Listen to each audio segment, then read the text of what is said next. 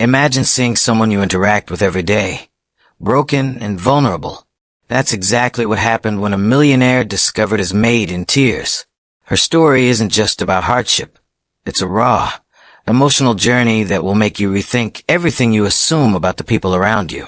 But before I tell you what made this powerful man drop everything and change his entire life, let me ask you this.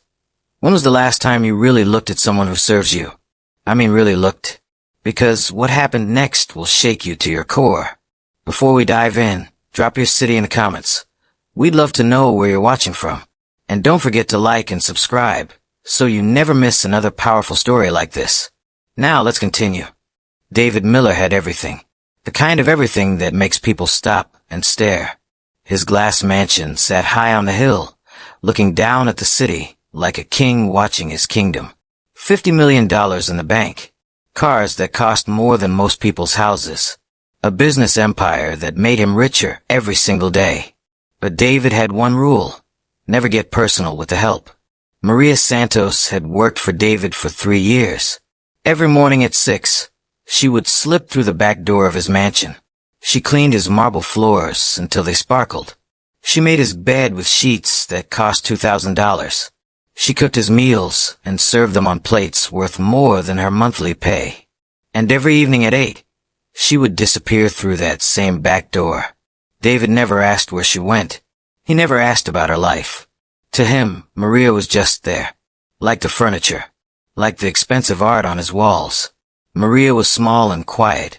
She had gentle brown eyes and calloused hands that told stories David never cared to hear. When she smiled, which wasn't often, it never quite reached her eyes. But David never noticed that either. He paid her well, better than most rich people paid their help. He thought that made him a good person. He was wrong. Tuesday started like any other day. David woke up in his king-size bed and found his breakfast waiting on the kitchen island. Perfect eggs, fresh coffee, orange juice, and a crystal glass. "Thank you, Maria," he said without looking up from his phone. Maria nodded and went back to her cleaning. She moved like a ghost through his house, making everything perfect while staying invisible herself. David rushed off to his office in his black sports car. Another day of making millions. Another day of being important. But that evening, something changed. David's meeting ran late. Instead of getting home at 7 like usual, he didn't leave his office until 9. The city streets were darker, quieter. He drove through neighborhoods he never really looked at before. That's when he saw her. Maria was sitting on a bus stop bench 3 blocks from his house. But she wasn't waiting for a bus. She was crying. Not the pretty kind of crying you see in movies. This was raw, broken crying. The kind that comes from deep inside when you can't hold it in anymore. David almost drove past. Almost. His brain told him to keep going. Don't get involved. Don't break the rule. But something made him stop. He pulled over and got out of his car. His expensive shoes clicked on the wet pavement as he walked toward her. Maria. She looked up, and David saw something that hit him like a punch to the chest. Fear. Pure, terrified fear in her eyes when she saw him. "Mr. Miller." She jumped up and wiped her face with her sleeve. "I'm sorry. I didn't mean. I was just—" "What's wrong?" David asked. The question surprised him. He'd never asked Maria a personal question before. "Nothing, sir. I'm fine. I should go home now." But she wasn't fine. Anyone could see that. "Maria, you're not fine. What happened?" She looked at him like he was speaking a different language. Like she couldn't believe he was asking. "My daughter," she whispered, then stopped. "You have a daughter?" Maria nodded. Fresh tears started falling. David felt something strange in his chest. Guilt. Shame. He'd worked with this woman for 3 years and never knew she had a child. "What about your daughter?" "She's sick. Very sick. The doctors say." Maria's voice broke. "They say she needs surgery. Big surgery. Or she might." She couldn't finish the sentence. "How much?" David asked. "What? How much does the surgery cost?" Maria looked down at her hands. $50,000. "But I don't have that kind of money. I've been saving for 2 years, but I only have $8,000. The hospital says they can't wait much longer. $50,000. David spent that much on wine in a month. How old is she? 7. Her name is Sophia. She's the most beautiful little girl in the world. She loves to draw and sing, and she always asks me why I come home so late every day. I tell her it's because I'm working to make her better, but... Maria broke down again. David stood there, not knowing what to do. He'd never seen someone this broken before. In his world, problems were solved with money and phone calls. This was different. This was real pain. Where is she now? He asked. At home with my mother. She can barely walk anymore. The sickness is getting worse every day. And I can't save her. David felt something crack inside his chest. For 3 years, this woman had taken care of his house. She'd made his life easier and more comfortable. She'd been quiet and perfect and invisible. And all this time, she was watching her daughter die. Why didn't you tell me? He asked. Maria looked at him with surprise. Tell you what, sir? About your daughter. About the money you need. She actually laughed, but it was a sad, bitter sound. Mr. Miller, why would I tell you? You pay me to clean your house, not to bother you with my problems. Rich people don't want to hear about our troubles. We're supposed to smile and stay quiet and be grateful for our jobs. Her words hit David like slaps across his face. She was right. He had trained her to be invisible. He had made it clear that he didn't want to know about her life. He had built a wall between them, and now a little girl was dying because of it. Maria, I want to help. She shook her head. I can't take charity, Mr. Miller. I have my pride. It's not charity. You've worked for me for 3 years. You've been perfect. You deserve help. No, Maria said firmly. I won't take money I didn't earn. That's not who I am. David was quiet for a moment. He was learning something about Maria he'd never known before. She wasn't just his maid. She was a mother, a fighter, a woman with strength and pride and dignity, a woman he'd never bothered to see. Then let me offer you a deal, David said. Maria looked up at him. I have a big business dinner next week. 50 people. I need someone to cook and serve. Not catering. Something personal and special. It's a make-or-break deal for me. If you help me, I'll pay you $50,000 for one night's work. Maria stared at him. That's too much money for one night. Not if it saves my business deal. And not if it saves your daughter. For a long moment, they looked at each other. The rich man and the poor woman. The boss and the employee. But suddenly, they were just two people trying to save a little girl. Why? Maria asked. Why would you do this for me? David was quiet. He was asking himself the same question. Because, he said slowly, I just realized I've been blind for 3 years, and I don't want to be blind anymore. Maria wiped her eyes. If I do this dinner for you, I want to do it right. The best meal you've ever served. I won't take money I didn't earn. Deal, David said.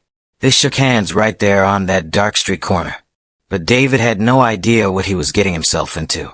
And Maria had no idea that this handshake was about to reveal a secret that would change everything. Because sometimes, when you finally start paying attention to someone, you discover they're not who you thought they were at all. The next week flew by in a blur. David couldn't focus on work. All he could think about was that broken woman crying on the bench. All he could picture was a 7-year-old girl named Sophia who was running out of time. But he also couldn't stop thinking about the way Maria had looked at him when he offered to help. Like she'd never seen him before. Like she was seeing the real him for the first time. Maybe she was. Friday came fast. The business dinner was tomorrow night. David's whole company was depending on this deal. He'd invited the biggest investors in the city to his house. Everything had to be perfect. That morning, Maria arrived at 6 as always. But something was different about her. She moved with purpose. She had a plan. Mr. Miller, she said, I need to go shopping for tomorrow night. What kind of food do your guests like? David realized he had no idea. He'd always hired fancy caterers who brought fancy food that tasted like cardboard and cost like gold. I don't know. What do you think? Maria smiled. For the first time in 3 years, David saw her real smile. It was beautiful. "I think," she said, "I should cook them food that touches their hearts, not just their stomachs." She handed him a shopping list. David looked at it and frowned. Nothing on it was expensive. No fancy ingredients. No exotic items. "Are you sure this is enough for 50 people?" he asked. "Trust me, Mr. Miller. Sometimes the best things come from the simplest places." That afternoon, David did something he'd never done before. He went grocery shopping with Maria. Walking through the store with her was like seeing the world through different eyes. Maria knew every price. She touched every piece of fruit to make sure it was perfect. She talked to the butcher in Spanish and got him to cut the meat exactly the way she wanted. People treated her differently than they treated David. They smiled at her. They helped her. They respected her. David started to understand that Maria wasn't invisible everywhere, just in his world. "You really know what you're doing," he said as they loaded groceries into his car. "Cooking is love, Mr. Miller. When you cook for someone, you're giving them a piece of your heart. That's what my grandmother taught me." "Is that why you became a maid? Because you like taking care of people?" Maria got quiet. "I became a maid because it was the only job I could get that paid enough to help my daughter. But yes, I like taking care of people. It makes me feel useful." David felt that crack in his chest again. Saturday night arrived. David's house filled with the most important people in the city. Men in $1,000 suits. Women dripping with diamonds. Everyone talking about money and deals and power. But the real magic was happening in the kitchen. Maria moved like a dancer. She had 3 different dishes cooking at once. The whole house smelled incredible. Not fancy restaurant incredible. Home incredible. Love incredible. David found himself spending more time watching Maria cook than talking to his guests. "David," called Robertson, the biggest investor in the room. "What's that amazing smell? It's making my mouth water." "That would be dinner," David said proudly. "My cook is preparing something special." When Maria finally called everyone to the dining room, David saw something he'd never seen before. 50 rich, important people went completely quiet when they saw the food.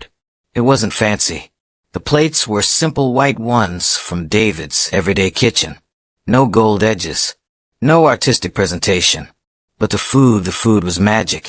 Homemade bread that was still warm. Roast chicken that fell off the bone. Vegetables that tasted like they'd been grown by angels. And rice, simple, perfect rice that somehow made everything else taste better.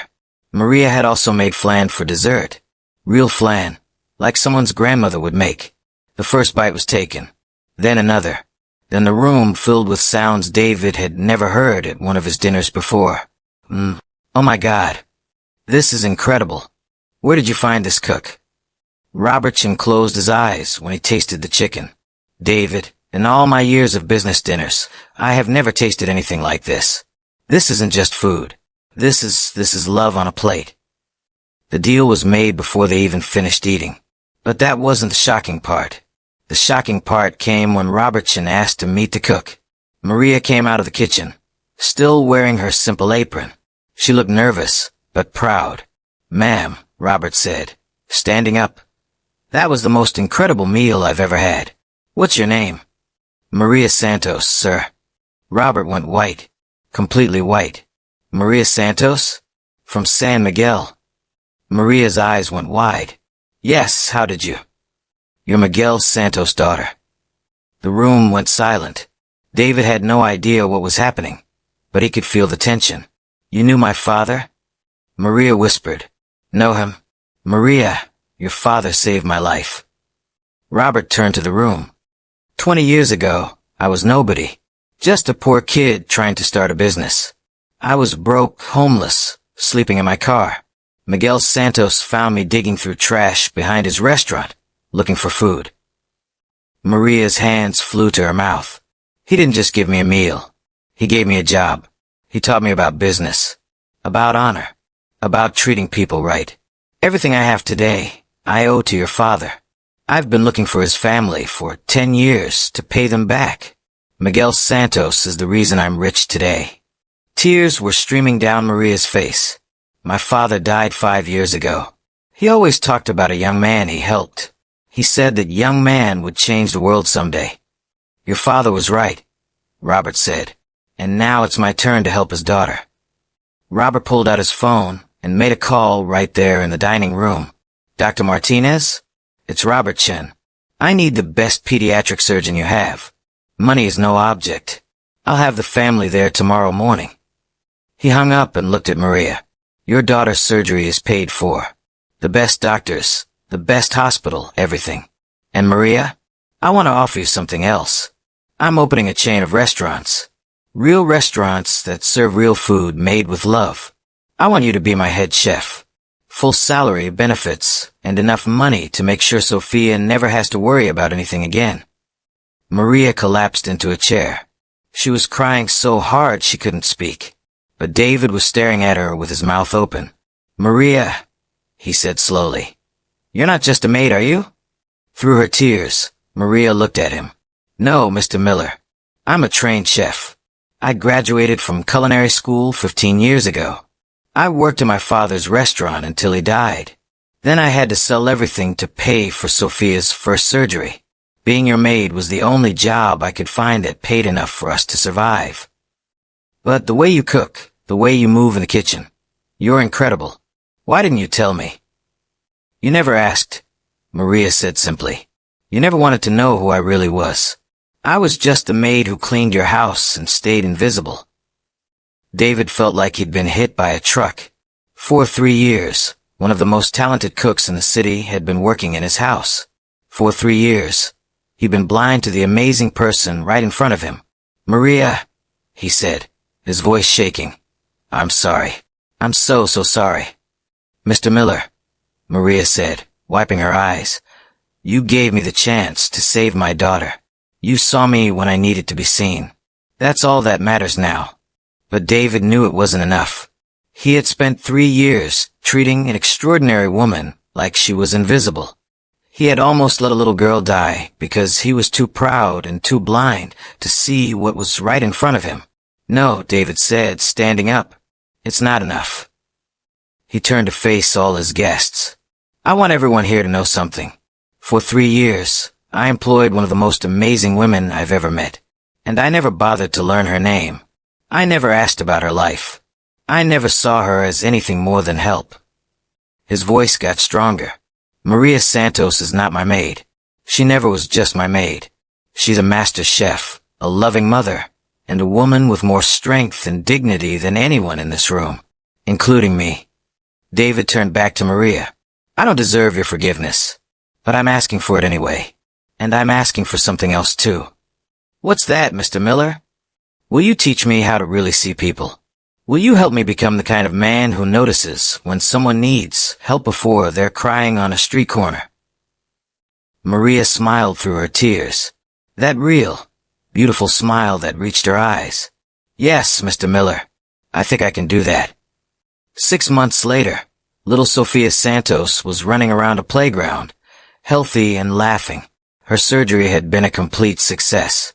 Maria was head chef at 3 restaurants now, famous throughout the city for cooking food that touches your heart. And David had learned to see people, really see them. He started a foundation that helped working parents pay for their children's medical care.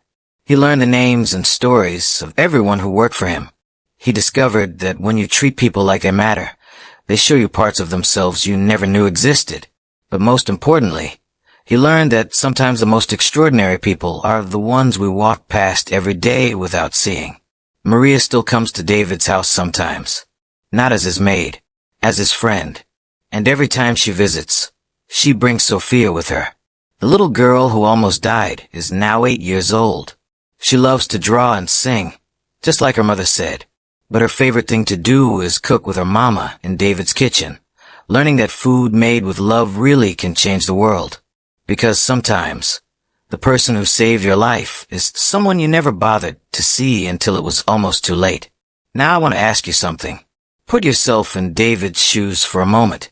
If you discovered someone you see every day was hiding incredible talent and facing a life or death situation, what would you do? Would you walk away and mind your own business? or give them money and call it charity, or find a way to help them keep their dignity while saving their child, or completely change how you see and treat everyone around you? Drop your answer in the comments below. I read every single one. What stories are the invisible people in your life carrying? This story hit me hard because it's happening everywhere right now. People with incredible gifts, fighting impossible battles, staying invisible because we've trained them to be that way. David's story teaches us that wealth isn't just about money. It's about how rich your heart is. Maria's story shows us that dignity isn't about what job you do. It's about how you do it. And little Sophia's story proves that miracles happen when people finally start seeing each other. Hit that subscribe button and ring the notification bell so you never miss a story that could change how you see the world. Because at Beyond Yesterday, we don't just tell stories. We share the ones that remind you why being human is the most beautiful thing you can be. What invisible person in your life deserves to be seen today? Don't just think about it. Do something about it. And let me know in the comments what happened when you did.